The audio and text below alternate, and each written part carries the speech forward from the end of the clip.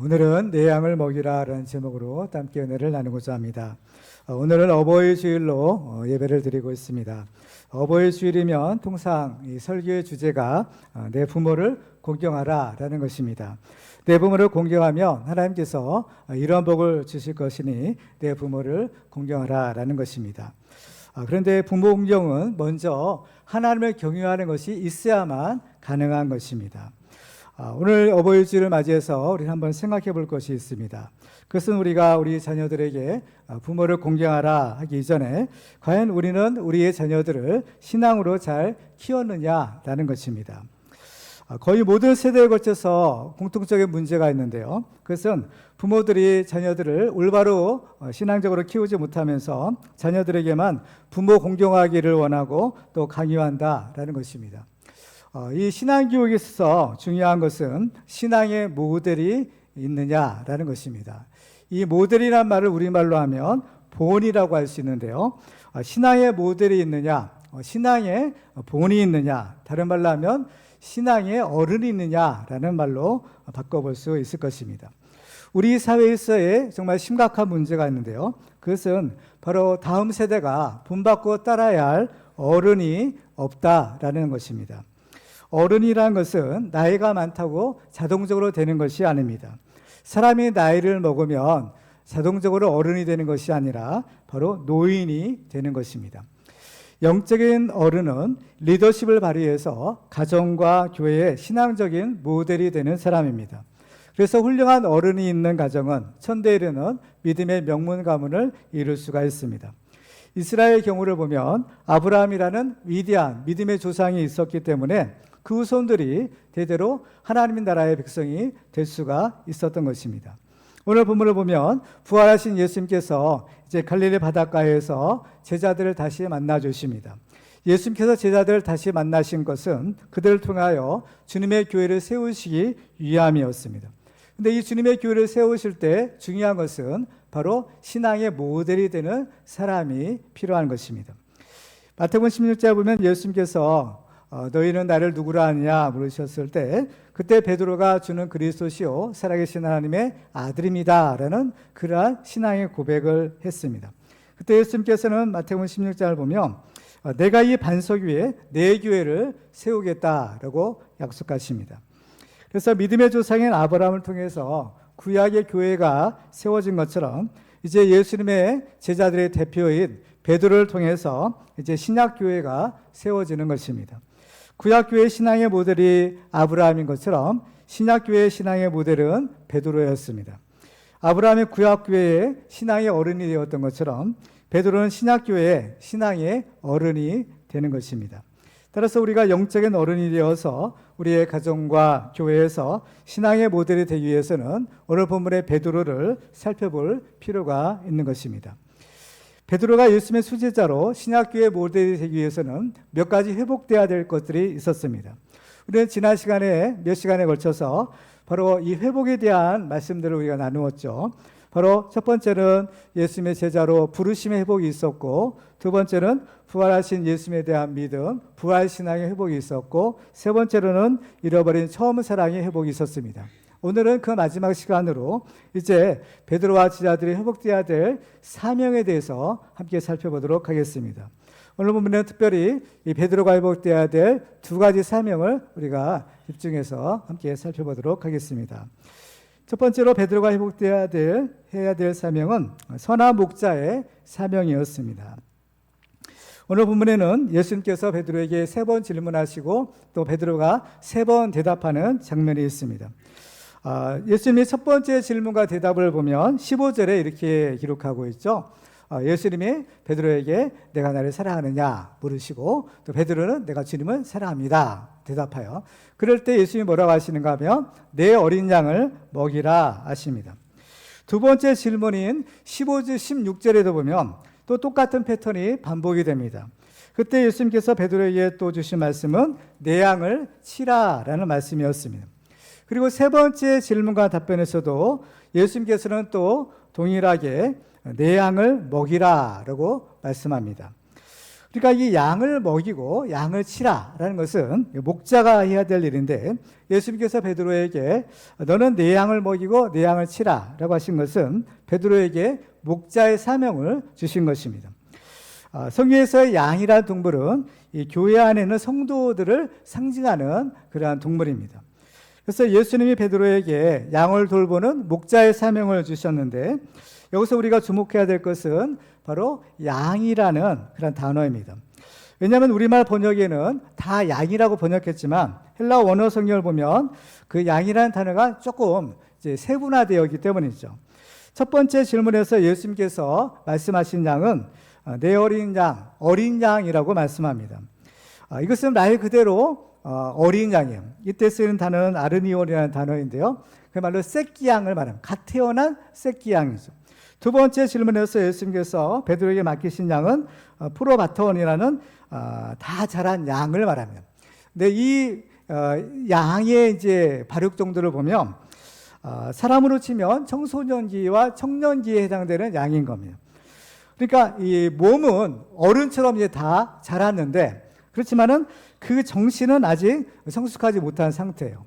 그래서 이제 그 양이든 사람이든 성장과 성숙이라는 말이 있어요. 성장이라는 것은 어떤 육체적인 이제 그 성장을 말하는 것이고, 성숙이라는 건 정신적인 측면, 영적인 측면을 가리킬 때 성숙이라는 말을 씁니다. 그러니까 이 두 번째 양은 몸은 다 자라서 성장을 했는데 아직 정신적으로는 조금 미흡한 성숙의 단계에 이르는 그러한 양이죠. 세 번째 질문에서 베드로에게 맡기신 양은 장성한 양을 말합니다. 두 번째와 세 번째 단어는 똑같이 프로바톤이라는 그런 단어를 쓰지만, 그렇지만 두 번째 양과 세 번째 양의 차이는 이제 세 번째 양은 다 자란 양이에요. 그러니까 몸도 자라고 정신도 마음도 다 자란 그러한 성숙한 상태의 양을 말하는 것입니다.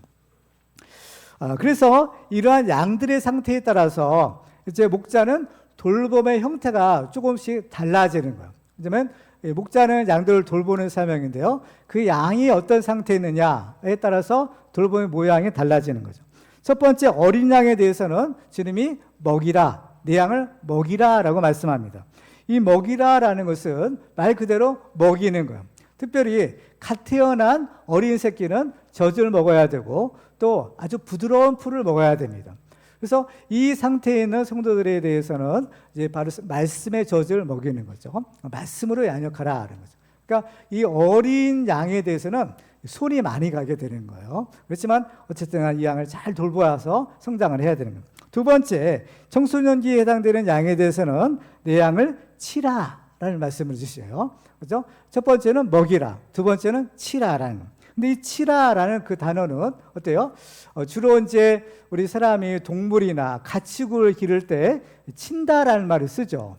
왜 친다라는 말이냐면, 치라는 말의 그 언어의 의미를 보면 말 그대로 이제 조금 막대기 같은 걸로 이렇게 때리는 것을 말하는 거예요. 왜 동물들을 친다라고 하느냐?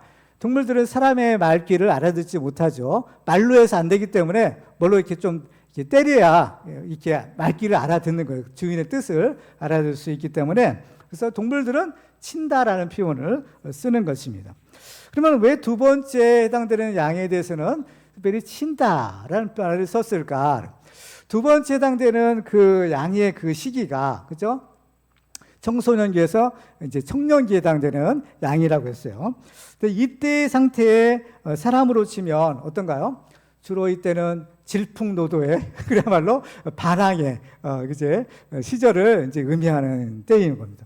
어렸을 때는 그렇게 말을 잘 듣고 또 교회도 잘 이렇게 다니다가 주일학교 졸업하고 중학교 올라가고 고등학교 이렇게 올라갈수록 어때요? 말을 잘 듣지 않죠. 그죠? 부모님 말도 안 듣고 그야말로 고집이 뭐 엄청나게 세죠. 그죠? 이런 상태에 있는 양들에 대해서는 치라라는 거예요. 어느 정도의 어떤 다스림이 필요하다는 겁니다. 특별히 이 치라라는 단어는요, 임금이, 그죠? 백성들을 다스릴 때 다스린다라는 말과 같은 단어인 것이죠. 특별히 이제 이 목자가 양들을 돌볼 때, 그죠? 그 시편 23편을 보면 여호와는 나의 목자시니 내게 부족함이 없으리로다라고 했어요. 그죠?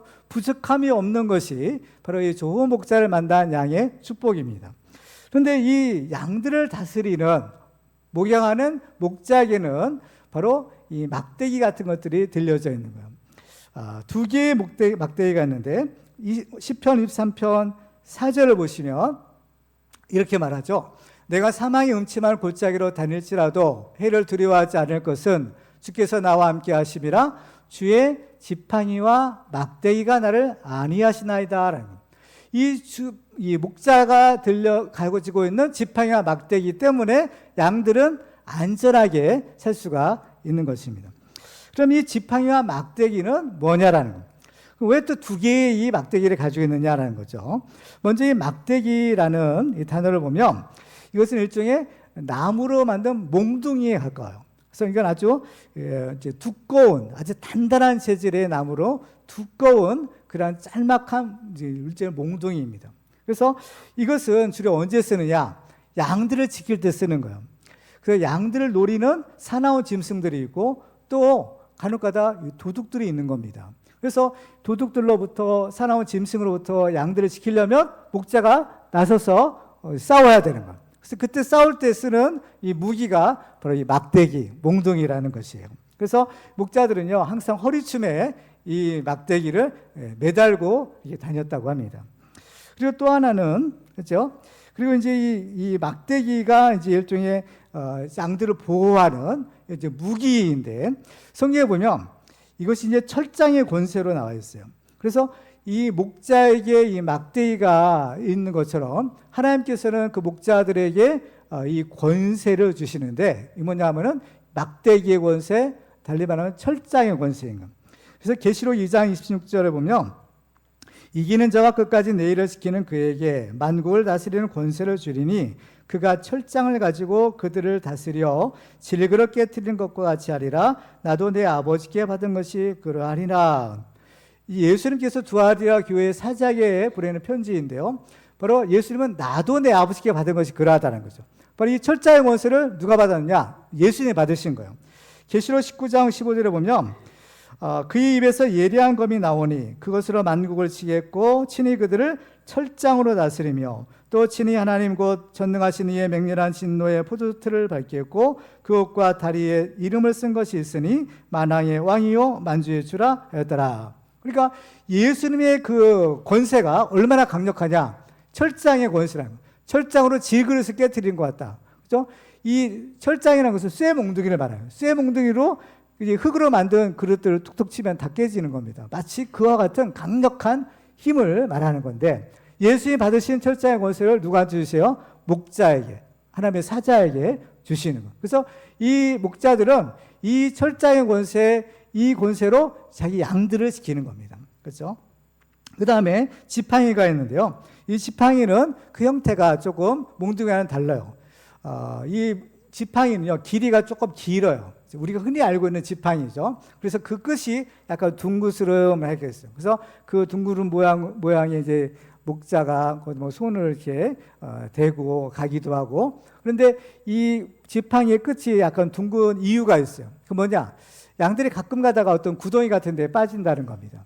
그러면 양들이 자기가 스스로 나오지를 못해요. 꺼내줘야 되는데 그런 둥그란 부분으로 양들의 목이나 다리를 이렇게 딱 걸어가지고 끄집어내는 거예요. 그래서 이것은 양들을 구원하기 위해서 이런 지팡이의 모양이 생기는 겁니다.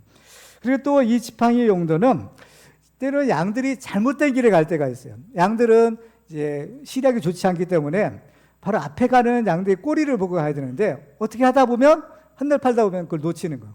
그래서 한참을 가는데 그러면 어떻게 해요? 잘못된 길을 가는 거예요. 그러니까 그때는 목자가 와가지고 이 지팡이로 톡톡 쳐주는 거예요. 야, 너 잘못된 길을 가고 있으니까 저쪽으로 가야 돼. 그래서 이 신호를 주는 거예요. 그래서 지팡이가 이 양들을 잘 바른 길로 인도하는 목적이 있는 거죠. 그리고 때로는 양들을 이제 이끄는 목자들이 양들을 지팡이로 살짝 쳐준다는 겁니다. 뭐냐? 야, 내가 여기 있다. 얘가 옆에 있으니까 걱정하지 마. 안심해라. 이런 의미로 또 이 지팡이가 사용되기도 하는 것입니다.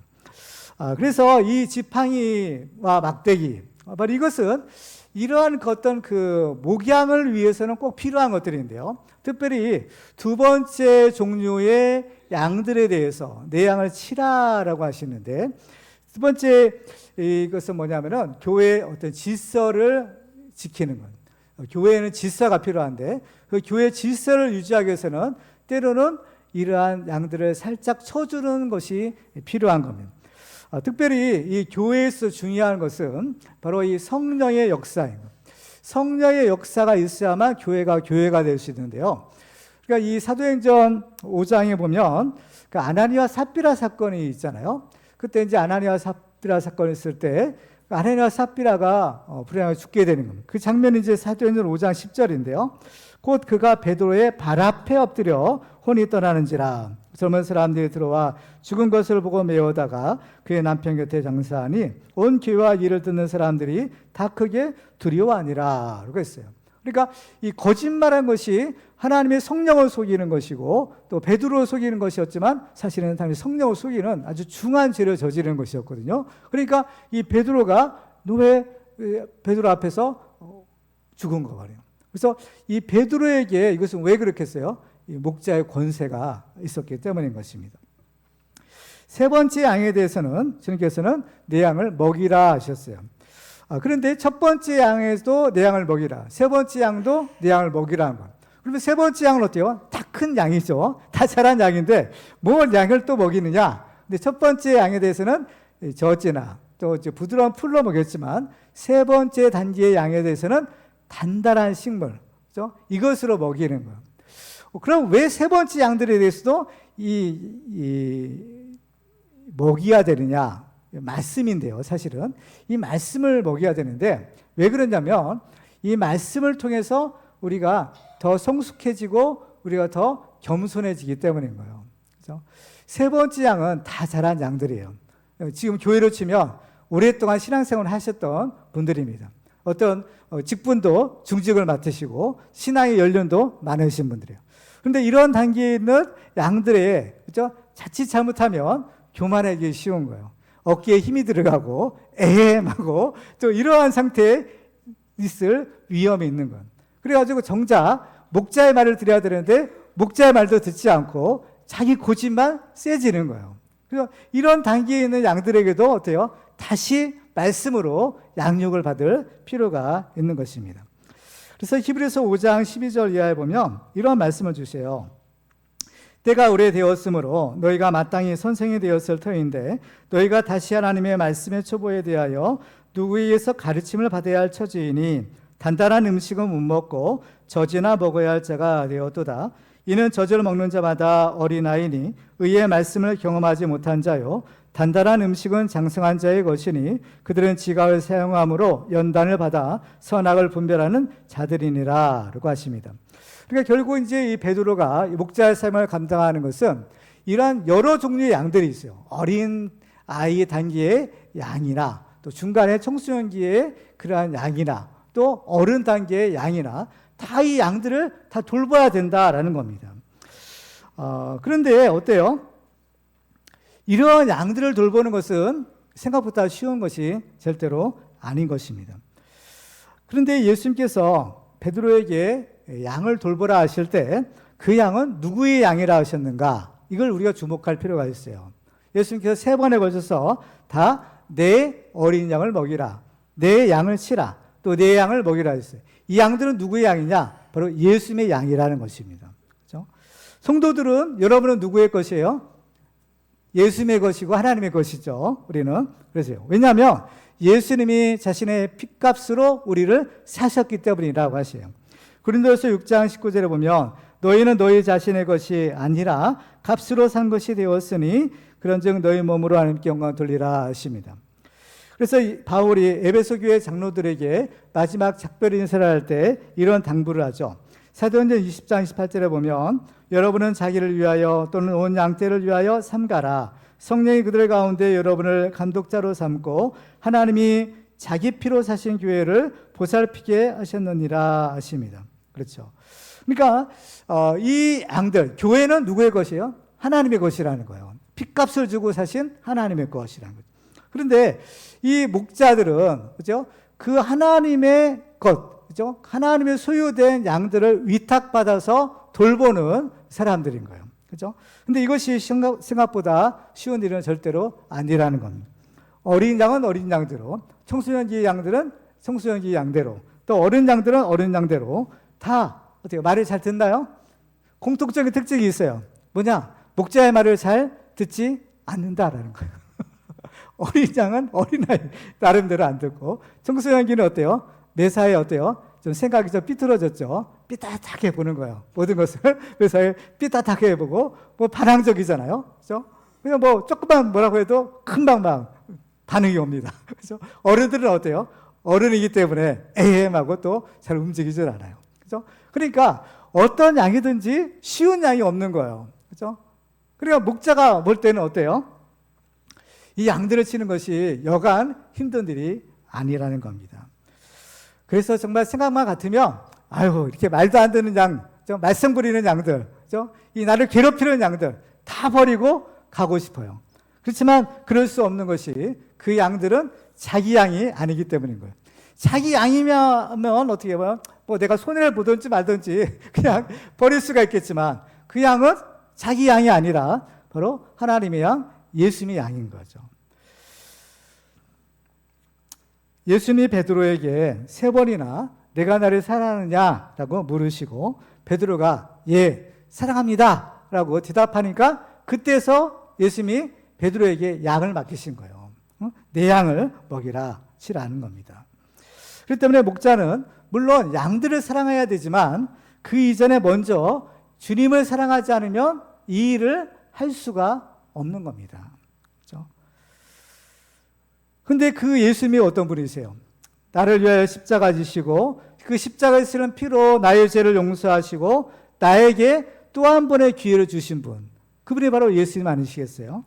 그러니까 그 예수님을 사랑하기 때문에 주님이 맡기신 양들을 돌보는 그 목회를 할 수가 있고 해야 되는 겁니다. 그런데 목자는요 2종류가 있다고 하죠. 하나는 선한 목자요, 또 하나는 싹군 목자인 겁니다. 근데 엄밀하게 말하면 싹군 목자는 목자가 아니라고 했어요.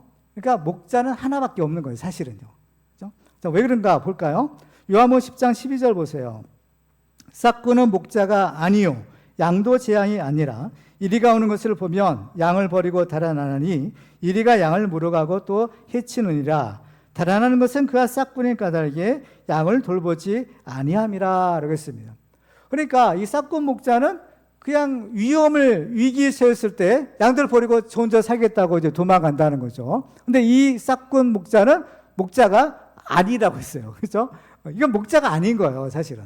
뭐 싹군 목자라고 하지만 사실은 목자가 아니라 싹군이다라고 말하는 겁니다. 이에 반해서 예수님은 나는 선한 목자라고 하시는 거죠. 선한 목자의 사명이 무엇인가요? 요한복음 10장 10절에 보면 내가 온 것은 양으로 생명을 얻게 하고 더 풍성히 얻게 하려는 것이라 했어요. 또 생명을 얻게 하고 생명을 지켜주는 것, 생명을 주고 또 풍성한 축복을 주는 것이 선한 목자의 사명인 거예요. 근데 이 선한 목자가 이 사명을 감당하기 위해서 특징이 있어요. 뭐냐? 요한복음 10장 11절에요. 같이 한번 읽어볼까요? 시작. 나는 선한 목자라. 선한 목자는 양들을 위하여 목숨을 버리거니와. 그렇죠? 목숨을 버리는 것이 선한 목자라는 거죠. 요한복음 10장 14절도 그래요. 나는 선한 목자라. 나는 내 양을 알고 양도 나를 아는 것이 아버지께서 나를 아시고 내가 아버지를 아는 것 같으니 나는 양을 위하여 목숨을 버리노라. 양을 위하여 목숨을 버리는 것이 진짜 목자, 선한 목자라는 거예요. 근데 어떻게 양을 위해서 목자가 자기 목숨을 버릴 수 있을까요? 보통 상식적으로 보면 양의 생명이 귀해요? 목자의 생명이 귀해요? 사람의 생명이 더 귀하잖아요. 그죠? 뭐 비교할 수가 없는 겁니다. 그런데 중요한 것은 그 양은 예수님에 맡겨주신 양이기 때문에 자기 목숨보다 더 소중하게 여기는 거예요. 이게 선한 목자예요. 이스라엘 역사를 보면 이 선한 목자의 사명을 잘 감당했던 사람이 있었어요. 그 사람의 이름은 다윗이에요. 다윗이 골리앗과 싸우러 나갈 때 다윗이 이런 얘기를 합니다. 사무엘상 17장 34절에 보면 다윗이 사울에게 말하되 주의 종이 아버지의 양을 지킬 때 사자나 곰이 와서 양떼에서 새끼를 물어가면 내가 따라가서 그것을 치고 그 입에서 새끼를 건져내었고 그것이 일어나 나를 해하고자 하면 내가 그 수염을 잡고 그것을 쳐 죽였나이다. 이 다윗이 자기 양이 아니에요. 아버지가 맡겨주신 양을 돌볼 때 그 양 새끼를 사나운 짐승들이 물어가는 거. 사자나 곰이었다고 했어요. 그런데 어때요? 그 양 새끼 구하려고 그 입에서 새끼를 건져내었대요. 그리고 또 그것과 싸워서 그것을 쳐서 죽였대요. 말이 사자고 곰이에요. 여러분 실제로 한번 사자나 곰이 싸우는 걸 한번 보셨나요? 사람이 감당할 수가 없는 겁니다. 그렇죠? 곰도요, 이게 미련한 곰이 아니에요. 얼마나 빠르고 얼마나 강력한지. 그렇죠? 사자는 더 말할 것도 없죠. 만약 사람과 사자나 곰이 싸우면 이거는 사람이 죽는 것은 당연한 거예요. 그런데 다윗은 목숨 걸고 그 양새끼를 구하기 위해서 그 짐승들과 싸웠다는 거죠. 이긴 경험이 있는 거예요. 그러니까 어때요? 다윗이 이제, 그죠? 더 무서운 골리앗과도 담대하게 맞서서 싸울 수 있는 용기가 생긴 거예요. 왜? 경험이 있잖아요. 사자도 싸우고 곰도 싸워서 이긴 경험이 있는 겁니다. 그렇기 때문에 다윗은 골리앗과 맞서 나와 싸워 이길 수 있었던 거예요. 그렇죠? 이것이 중요하죠. 그러니까 이 다윗을 하나님이 보실 때 하나님의 마음에 맞는 사람이었다고 했어요. 하나님의 마음에 합한 사람. 그래서 시편 70편 78편 70절과 71절 보세요. 또 그의 종 다윗을 택하시되 양의 우리에서 취하시며 젖 양을 지키는 중에서 그를 이끌어내사 그의 백성인 야곱 그의 소인 이스라엘을 기르게 하셨더니라는 거예요. 작은 일에 충성했더니 하나님이 큰 일을 맡겨주세요. 아버지 양떼를 지켰더니 하나님께서는 하나님의 약물인 이스라엘 백성을 다윗에게 맡기시고 다윗을 이스라엘의 왕으로 세워주신 거예요. 이스라엘 왕은 목자예요. 그렇죠? 하나님 맡기신 양들을 대신 바로 치는 양인 겁니다. 목자인 겁니다. 우리도 이 선한 목자의 사명을 다시 회복하고 작은 일에 충성함으로 하나님의 마음에 맞는 사람이 되는 그런 축복의 주인공 되기를 주님의 이름으로 축원합니다. 두 번째로 베드로가 회복해야 될 사명은 충성된 제자의 사명이었습니다. 예수님이 베드로에게 네 양을 먹이라라는 사명을 주시고 또 이렇게 말씀하시죠. 18절 같이 읽어볼까요? 시작. 내가 진실로 진실로 내게 이르노니 내가 젊어서는 스스로 띠뛰고 원하는 곳으로 다녔거니와 늙어서는 내 팔을 벌리리니 남이 내게 띠띠우고 원하지 아니하는 곳으로 데려가리라. 아멘. 여기서 예수님은 베드로의 젊은 시절의 모습과 늙은 시절 모습을 대조해서 말씀하죠. 내가 젊어서는 스스로 띠뛰고 원하는 곳으로 다녔다 하십니다. 이것은 젊었을 때, 예수님을 몰랐을 때, 또는 예수님을 처음 따랐을 때, 그죠? 아마 이제 양으로 보면 청소년기의 양이 해당될 수도 있어요. 그죠? 그야말로 스스로 띠뛰고 원하는 곳으로 다녔다는 거예요. 그래서 제멋대로 살아가는 거예요. 그죠? 예수님을 따른다 했지만 사실 예수님 따르는 것이 아니라 자기 어떤 목적을 위해서, 제가 어떤 원하는 목적을 위해서 예수님을 따르는 거죠. 그런데 늙어서는 어때요? 내 팔을 벌리리니. 이 팔을 벌린다라는 표현은 초대교회 시대는요, 십자가를 진다, 십자가형을 당한다라는 의미로 쓰였대요. 왜냐면 이제 십자가에 매달리면 이제 팔을 이제 벌리고 매달리잖아요. 이건 이제 십자가 달리는 모습을 말하는 거예요. 그래서 베드로는 실제로 이제 십자가에 거꾸로 달려서 순교했다고 하죠. 남이 내게 띠띠운다. 그래서 이제 남이 로마 군병들이 이제 베드로를 이제 결박해서 이제 형장으로 끌고 가는 이제 장면을 말하는 것이고요. 또 원하지 아니하는 곳으로 데려간다. 원하지 않은 곳은 십자가 지는 곳, 십자가 달리는 곳, 죽음의 자리를 말하는 겁니다.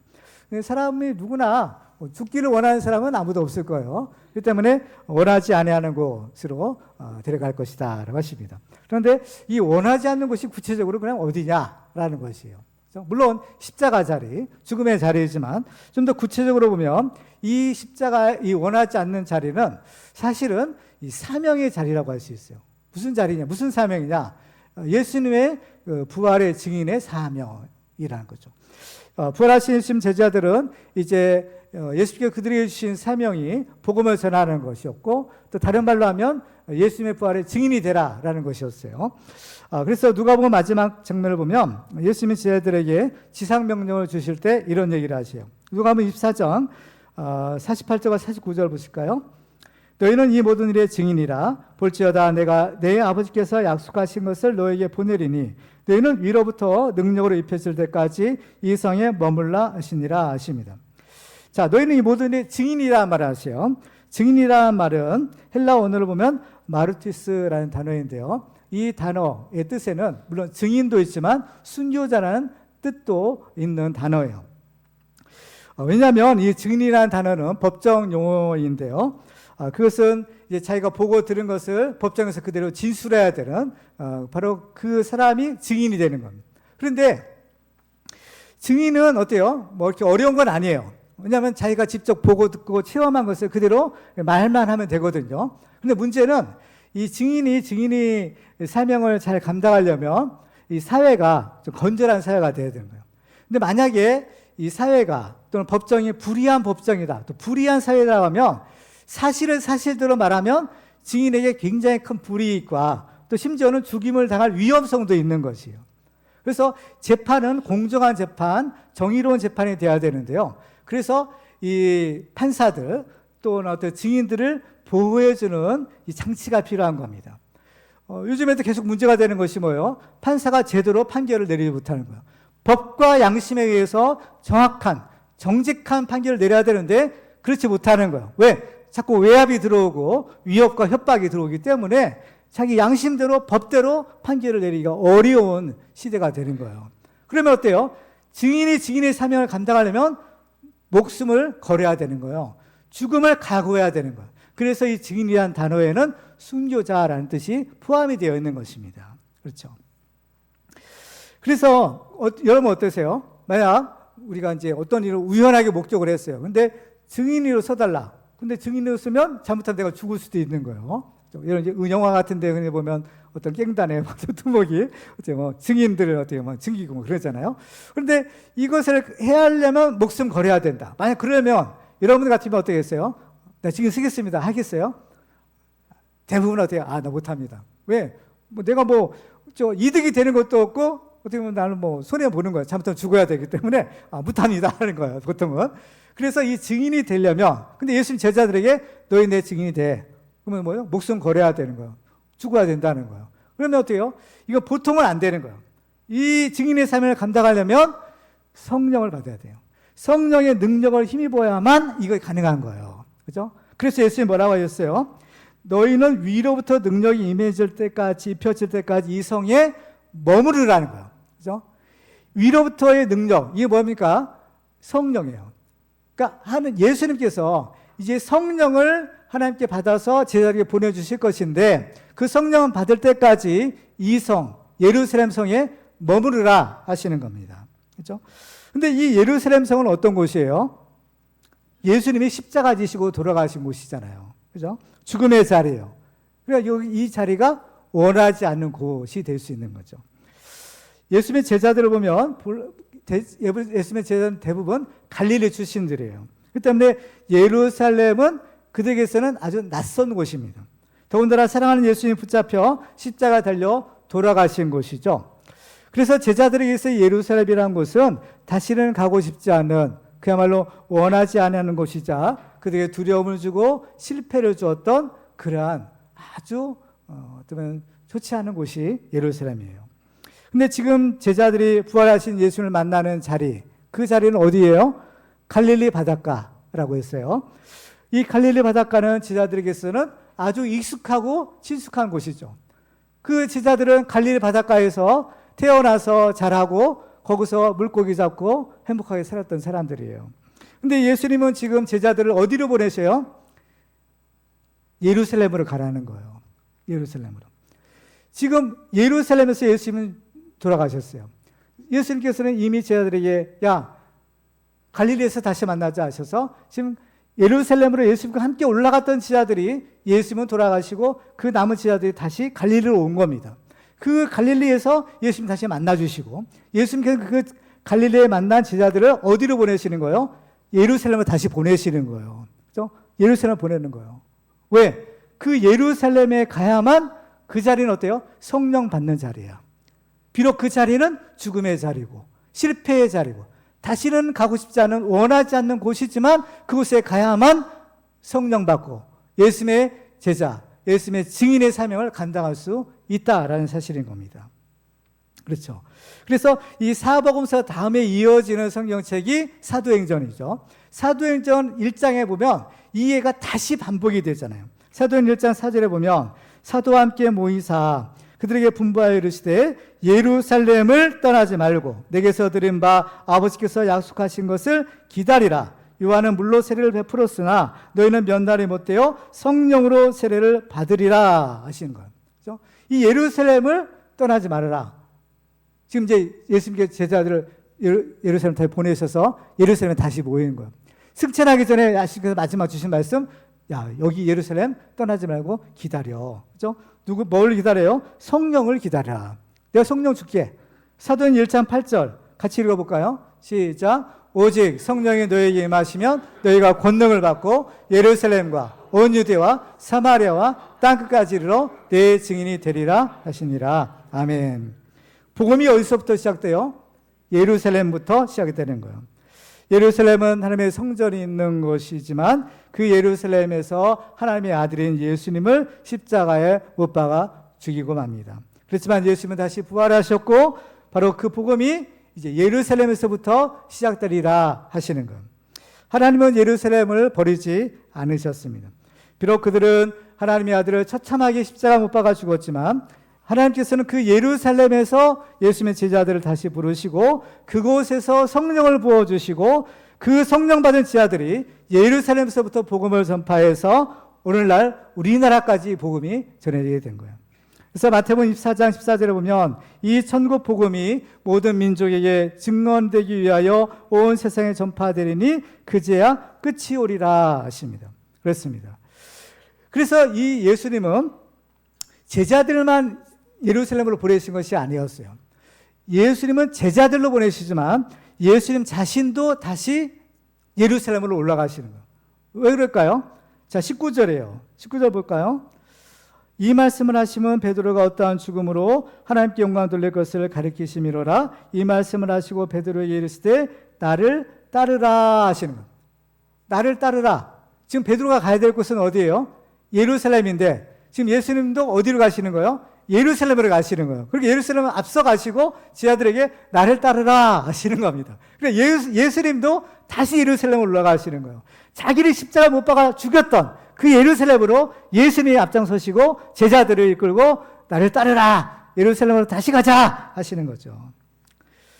예수님은 제자들을 결코 혼자 보내시지 않으세요. 왜? 예수님은 임마누엘의 약속을 주시잖아요. 마태복음 28장 20절 같이 읽어볼까요? 시작. 내가 너희에게 분부한 모든 것을 가르쳐 지키게 하라. 볼지어다 내가 세상 끝날까지 너희와 항상 함께 있으리라 하시니라. 그렇습니다. 예수님을 따르는 길은 제자의 길이에요. 제자의 길을 가려면 조건이 있어요. 그것은 바로 십자가를 지는 거예요. 마태복음 16장 24절에 보면 이에 예수께서 제자들에게 이르시되 누구든지 나를 따라오려거든 자기를 부인하고 자기 십자가를 지고 나를 따를 것이니라. 예수님의 가신 길이 십자가의 길이었고 예수를 따르는 제자들도 십자가를 지는 길이어야 돼요. 그렇죠?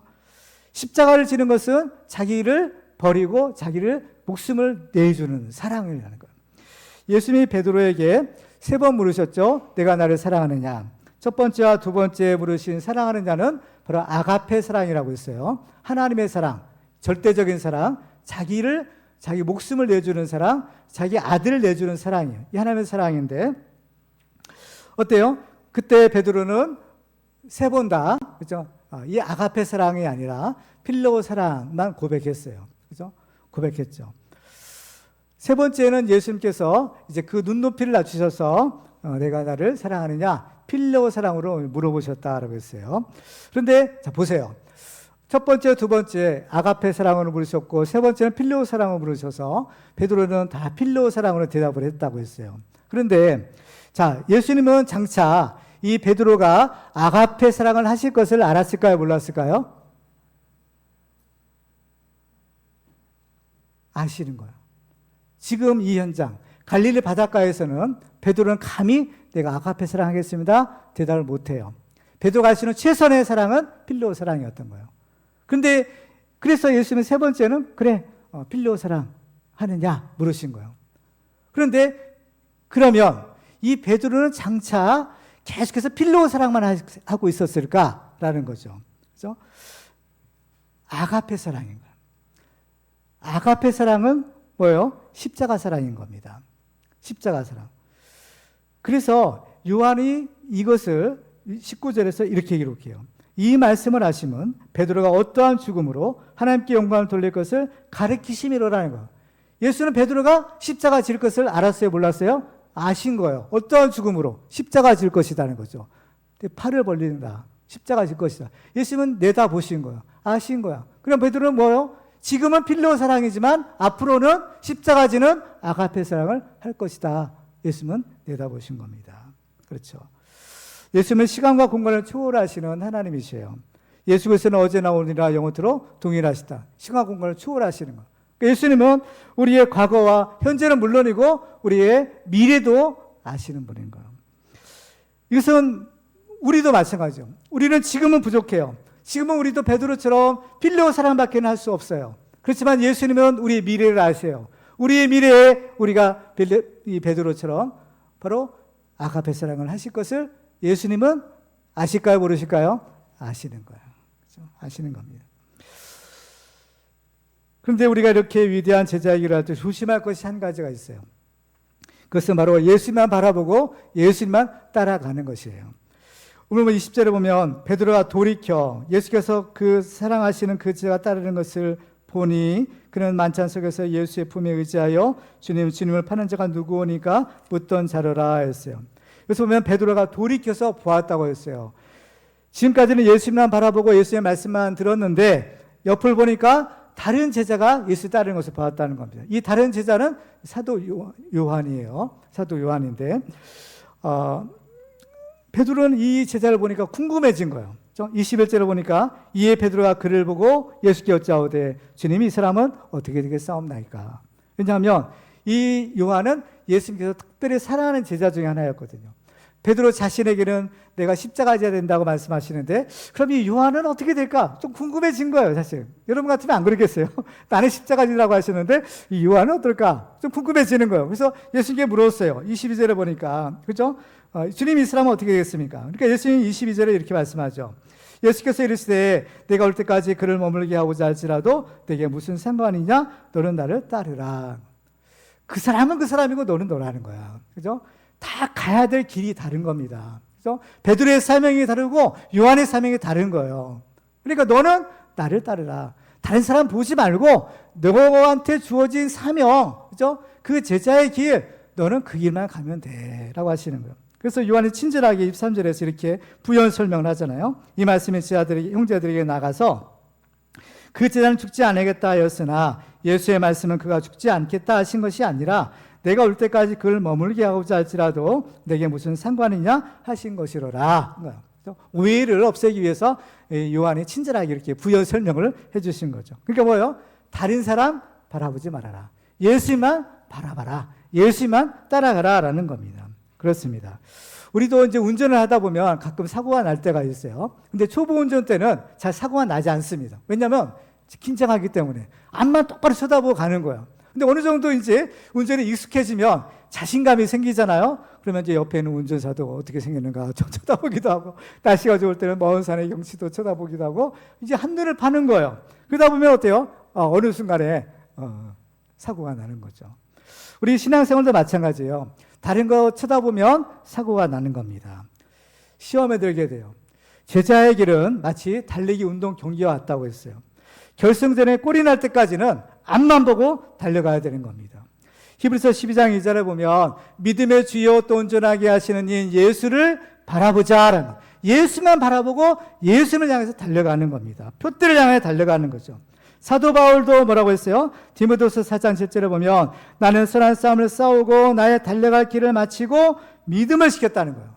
달려갈 길을 다 마쳤다고 했습니다. 그렇습니다. 우리도 달려가야 될 길이 있어요. 제자의 길인 겁니다. 십자가를 지고 주님을 따르는 길이에요. 그렇습니다. 주님의 음성을 우리가 들어야 돼요. 너는 나를 따르라. 너는 나를 따르라.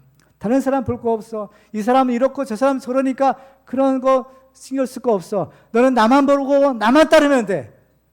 말씀하시는 거죠. 그렇습니다. 우리는 너는 나를 따르라 라는 주님의 음성을 듣고 오직 예수만 바라보고 예수만 따라가는 충성된 제자가 다 되기를 주님의 이름으로 축원합니다. 이제 말씀 뵙겠습니다.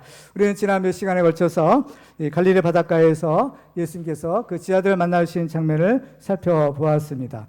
그 자리에서 예수님은 회복의 목회를 하셨는데 그 제자들을 회복시켜 주셨죠. 제자로의 부르심을 회복하고 또 믿음을 회복하고 처음 사랑을 회복하고 사명을 회복하게 하십니다. 결국 이 베드로를 통해서 신약교회가 세워지고 우리 교회도 그 초대교회의 신앙 위에 굳게 세워지게 되었습니다.